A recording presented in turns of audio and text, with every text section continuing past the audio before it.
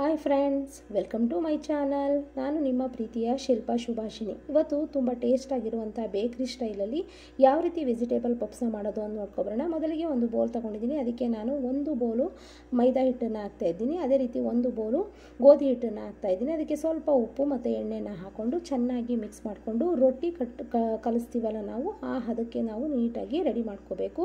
ಅದನ್ನು ರೆಸ್ಟ್ ಮಾಡೋಕ್ಕೆ ಒಂದು 10 ನಿಮಿಷ ಹಾಗೆ ಬಿಡಬೇಕು. ಇಲ್ಲಿ ತರಕಾರಿಗಳನ್ನ ನಾನು ನೀಟಾಗಿ ಸಣ್ಣದಾಗಿ ಹಚ್ಕೊಂಡಿದ್ದೀನಿ.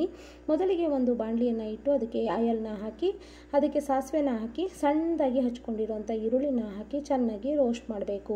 ನೆಕ್ಸ್ಟು ಕ್ಯಾರೆಟ್ನ ಹಾಕ್ತಾಯಿದ್ದೀನಿ. ಅದೆಲ್ಲ ಆದಮೇಲೆ ಸಣ್ಣದಾಗಿ ಕಟ್ ಮಾಡ್ಕೊಂಡಿರುವಂಥ ಬೀನ್ಸ್ನ ಹಾಕ್ತಾಯಿದ್ದೀನಿ. ಮತ್ತು ಇಲ್ಲಿ ಗೆಡ್ಡೆಕೋಸನ್ನು ಕೂಡ ಹಾಕ್ತಾಯಿದ್ದೀನಿ. ಅದೇ ರೀತಿ ಇಲ್ಲಿ ನಾನು ಮೆಣಸಿನ್ಕಾಯಿ ಸಣ್ಣದಾಗಿ ಕಟ್ ಮಾಡ್ಕೊಂಡಿರುವಂತಹ ಮೆಣಸಿನ್ಕಾಯಿನ ಹಾಕ್ಕೊಂಡಿದ್ದೀನಿ. ಮತ್ತು ಒಂದು ನೈಟು ನೆನೆಸಿರುವಂತಹ ನಾನು ಬಟಾಣಿ ಕಾಳನ್ನು ಹಾಕ್ತಾಯಿದ್ದೀನಿ. ಅದೇ ರೀತಿ ಕರಿಬೇವಿನ ಸೊಪ್ಪನ್ನು ಕೂಡ ಹಾಕ್ತಾಯಿದ್ದೀನಿ. ಶುಂಠಿ ಬೆಳ್ಳುಳ್ಳಿ ಪೇಸ್ಟ್ನು ಕೂಡ ಹಾಕಿ ಚೆನ್ನಾಗಿ ರೋಸ್ಟ್ ಮಾಡಬೇಕು. ಹಸಿ ವಾಸನೆ ಹೋಗೋವರೆಗೆ ರೋಸ್ಟ್ ಆದಮೇಲೆ ಅದಕ್ಕೆ ನಾನು ಗರಂ ಮಸಾಲ ಪೌಡರ್ ಹಾಕ್ತಾಯಿದ್ದೀನಿ.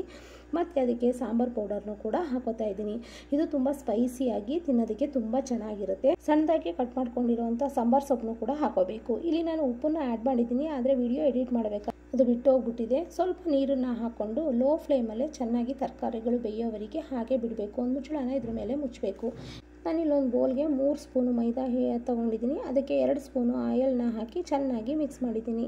ಲೋ ಫ್ಲೇಮಲ್ಲೇ ತರಕಾರಿಗಳೆಲ್ಲ ಚೆನ್ನಾಗಿ ಬೇಯಬೇಕು. ಇದನ್ನು ಹಾಗೆ ರೆಡಿ ಮಾಡೋಕ್ಕೆ ಬಿಟ್ಬಿಡೋಣ. ಅದು ಲೋ ಫ್ಲೇಮಲ್ಲಿ ಬೇಯ್ತಾ ಇರುತ್ತೆ. ಇಲ್ಲಿ ಮೈದಾ ಹಿಟ್ಟನ್ನು ನಾವು ರೆಸ್ಟ್ ಮಾಡೋಕ್ಕೆ ಬಿಟ್ಟಿದ್ವಲ್ಲ, ಇದು ಕೂಡ ರೆಡಿಯಾಗಿದೆ. ನೀಟಾಗಿ ಈ ಥರ ನಾದ್ಕೊಂಡು ಇದನ್ನು ನಾವು ಚಾಕು ಸಹಾಯದಿಂದ ಎಷ್ಟು ಪೀಸ್ ಬೇಕೋ ಅಷ್ಟು ಪೀಸನ್ನು ಮಾಡ್ಕೋಬೋದು. ನಾನು ಸುಮಾರು ಪೀಸನ್ನು ಒಂದು 5-6 ಮಾಡ್ಕೊಂಡಿದ್ದೆ. ಇದನ್ನು ನೀಟಾಗಿ ನಾವು ಚಪಾತಿನ ಲಟ್ಟಿಸ್ತೀವಲ್ಲ, ಅದೇ ರೀತಿ ಮೈದಾನ ಸ್ವಲ್ಪ ಹಾಕ್ಕೊಂಡು ನೀಟಾಗಿ ಲಟ್ಟಿಸ್ಕೋಬೇಕು. ಒಂದು 5-6 ಮಾಡ್ಕೊಂಡಿದ್ದೀನಿ. 1 ಬೈ 1 ನಾವು ಮಿಕ್ಸ್ ಮಾಡ್ಕೊಂಡಿಟ್ಟಿದ್ವಲ್ಲ ಮೈದಾನ, ಅದನ್ನು ಇದ್ರ ಮೇಲೆ ಹಾಕ್ಕೊಂಡು ನೀಟಾಗಿ ಎಲ್ಲ ಕಡೆ ಸ್ಪ್ರೆಡ್ ಮಾಡಿ ಇದನ್ನು 1 ಬೈ 1 ಹಾಕ್ಕೊಂಡು ನೀಟಾಗಿ ನಾವು ನಮಗೆ ಯಾವ ಶೇಪಿಗೆ ಬೇಕೋ ಆ ಶೇಪ್ಗೆ ಕಟ್ ಮಾಡ್ಕೋಬೋದು. ನೋಡಿ, ಇಲ್ಲಿ ನಾನು ತೋರಿಸ್ತಾ ಇದ್ದೀನಲ್ವ, ಈ ರೀತಿ ತುಂಬ ಚೆನ್ನಾಗಿರುತ್ತೆ. ಎಡ್ಜಲ್ಲಿ ನೀಟಾಗಿ ಎಲ್ಲ ಅದನ್ನು ಸ್ಪ್ರೆಡ್ ಮಾಡಬೇಕು. ನೆಕ್ಸ್ಟ್ ಈ ಥರ ನಾವು ಯಾವ ಥರ ಆಕಾರ ಬೇಕೋ ಆ ಥರ ನಾವು ಕಟ್ ಮಾಡ್ಕೋಬೋದು. ನಾನು ಸ್ಕ್ವೇರ್ ಟೈಪ್ ಶೇಪಲ್ಲಿ ನಾನು ಕಟ್ ಮಾಡ್ಕೋತಾ ಇದ್ದೀನಿ. ನೋಡಿ, ಇವಾಗ ತುಂಬ ನೀಟಾಗಿ, ಅದು ಕೂಡ ವೇಸ್ಟ್ ಆಗೋಲ್ಲ. ಅದನ್ನು ಕೂಡ ನಾವು ಸ್ವಲ್ಪ ಸಾಂಬಾರು ಪೌಡರ್ನ ಹಾಕ್ಕೊಂಡು ಮಕ್ಕಳಿಗೆ ಅದನ್ನು ಕೂಡ ಸ್ನ್ಯಾಕ್ಸ್ ರೀತಿ ಮಾಡ್ಕೋಬೋದು. ಇಲ್ಲಿ ನಾನು 4 ಪೀಸ್ ಮಾಡ್ಕೊಂಡಿದ್ದೀನಿ. ಮತ್ತು ಇನ್ನೊಂದು ಇದರಲ್ಲಿ 2 ಪೀಸ್ ಮಾಡ್ಕೊಂಡಿದ್ದೀನಿ. ನೋಡಿ, 4 ಪೀಸು ನೀಟಾಗಿ ಬಂದಿದೆ.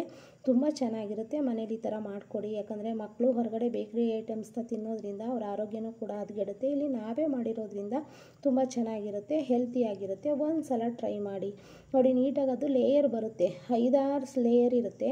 ಫಸ್ಟ್ ಮೊದಲನೇ ಲೇಯರ್ನ ತೊಗೊಂಡು ಈ ಥರ ನೀಟಾಗಿ ಕವರ್ ಮಾಡ್ಕೋಬೇಕು.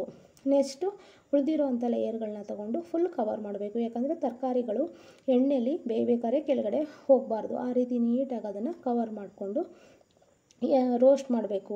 ನೀಟಾಗಿ ಕಾಣಿಸ್ತಾ ಇದೆ ನೋಡಿ, ಎಷ್ಟು ಚೆನ್ನಾಗಿ ಬಂದೈತೆ. ಅದು ಅದೇ ಥರ ಬಂದಿರುತ್ತೆ. ಬೆಂದಾದ ಮೇಲೂ ಕೂಡ ನೀಟಾಗಿ ಬಂದಿರುತ್ತೆ. ಈಗ ನಾನು ಇಲ್ಲಿ ರೆಡಿ ಮಾಡ್ಕೊಂಡಿದ್ದೀನಿ. 2 ರೀತಿ ಮಾಡ್ಕೊಂಡಿದ್ದೀನಿ ನಾನು. ಒಂದು ಇದರಲ್ಲಿ 4 ಪೀಸ್ ಮಾಡಿದ್ದೀನಿ, ಮತ್ತು ಒಂದು ಇದರಲ್ಲಿ 2 ಪೀಸ್ ಮಾಡ್ಕೊಂಡಿದ್ದೀನಿ. ಇದನ್ನು ನೀಟಾಗಿ ತುಂಬ ಆಯಿಲ್ನ ಕಾಯಿಸಬಾರ್ದು. ಮೀಡಿಯಮ್ ಫ್ಲೇಮಲ್ಲೇ ಇದನ್ನು ನೀಟಾಗಿ ರೋಸ್ಟ್ ಮಾಡ್ಕೋಬೇಕು. ಇದನ್ನು ಆದಷ್ಟು ಮೀಡಿಯಮ್ ಫ್ಲೇಮಲ್ಲೇ ರೋಸ್ಟ್ ಮಾಡ್ಕೊಳ್ಳಿ. ಯಾಕಂದರೆ ಹೈ ಫ್ಲೇಮ್ ಕೊಟ್ಬಿಟ್ರೆ ತುಂಬ ಅದು ಒಳಗಡೆ ಎಲ್ಲ ಬೆಂದಿರಲ್ಲ. ತರಕಾರಿಗಳೆಲ್ಲ ಚೆನ್ನಾಗಿ ಬೆಂದಿರ್ತವೆ. ಬಟ್ ಇದನ್ನು ಒಂದು 5-6 ಲೇಯರ್ ಮಾಡಿರ್ತೀವಲ್ಲ ನಾವು, ಹಾಗಾಗಿ ಚೆನ್ನಾಗಿ ಬೇಯಬೇಕು. ತುಂಬ ಚೆನ್ನಾಗಿರುತ್ತೆ. ಒಂದು ಸಲ ಟ್ರೈ ಮಾಡಿ. ಮಕ್ಕಳಿಗೆ ಸರ್ವ್ ಮಾಡಬೇಕಾದ್ರೆ ಇದನ್ನು ನೀವು ಫಸ್ಟು ಟಿಶ್ಯೂ ಪೇಪರ್ ಮೇಲೆ ಹಾಕಿ ಕೊಡಿ, ಒಂದು 1/4 ಗಂಟೆ ಬಿಟ್ಟು. ಯಾಕಂದರೆ ಅದು ಆಯಿಲ್ ಕೆಳಗಡೆ ಎಲ್ಲ ಬಿಟ್ಟಿರುತ್ತೆ.